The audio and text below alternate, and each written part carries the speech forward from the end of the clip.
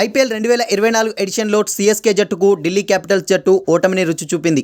ఈ సీజన్లో ఆడిన 2 మ్యాచ్ల్లోనూ గెలిచిన సీఎస్కేను ఓడించి ఐపీఎల్ 2024లో బోణీ కొట్టింది.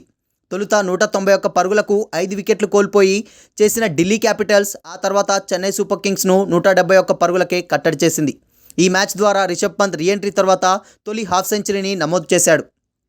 ఐపీఎల్ 2024లో defending champion Chennai super kings జోరుకు ఢిల్లీ క్యాపిటల్స్ జట్టు బ్రేకులు వేసింది. ఆదివారం విశాఖపట్నం వేదికగా జరిగిన ఉత్కంఠ మ్యాచ్లో 20 పరుగుల తేడాతో గెలుపొందింది.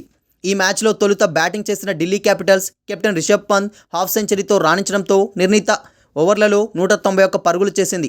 అనంతరం చెన్నై సూపర్ కింగ్స్ను 171 పరుగులకు కట్టడి చేసింది ఢిల్లీ. 192 పరుగుల లక్ష్యంతో బరిలోకి దిగిన చెన్నై సూపర్ కింగ్స్కు ఆదిలోనే ఎదురుదెబ్బ తగిలింది.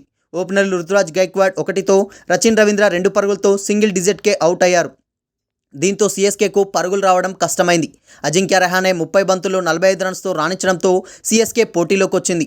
భారీ హిట్టర్లు శివం దుబే, సమీర్ రిజ్వీ స్వల్ప స్కోర్కే అవుట్ కావడంతో సీఎస్కే ఆశలపై నీళ్లు చల్లినట్లయింది. రవీంద్ర జడేజా సైతం వేగంగా పరుగులు రాబట్టడంలో విఫలమయ్యాడు. చివర్లో మహేంద్ర సింగ్ ధోని కాసేపు అలరించినా జట్టు అంతరాన్ని తగ్గించగలిగాడే తప్ప విజయాన్ని అందించలేకపోయాడు. ఈ మ్యాచ్లో 17 బంతులు ఆడిన ధోని 3 సిక్స్లు 4 ఫోర్ల సాయంతో 37 రన్స్ చేశాడు. అయినా ఈ మ్యాచ్లో చెన్నై సూపర్ కింగ్స్ జట్టు నిర్ణీత 20 ఓవర్లో 171 పరుగులకు పరిమితమైంది. ఈ మ్యాచ్లో తొలుత బ్యాటింగ్కి దిగిన ఢిల్లీకి ఓపెనర్లు అదిరే ఆరంభం ఇచ్చారు. ఈ సీజన్లో తొలి మ్యాచ్ ఆడిన పృథ్వీ షా 27 బంతుల్లో 43 రన్స్తో సత్తా చాటాడు. డేవిడ్ వార్నర్ సైతం హాఫ్ సెంచరీ చేశాడు.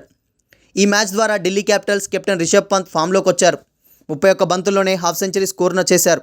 రోడ్డు ప్రమాదం తర్వాత జట్టులోకి వచ్చాక తాను ఆడిన 3వ మ్యాచ్లో పంత్ ఈ ఫీట్ను సాధించాడు. దీంతో ఢిల్లీ క్యాపిటల్స్ 191 పరుగులకు చేసింది.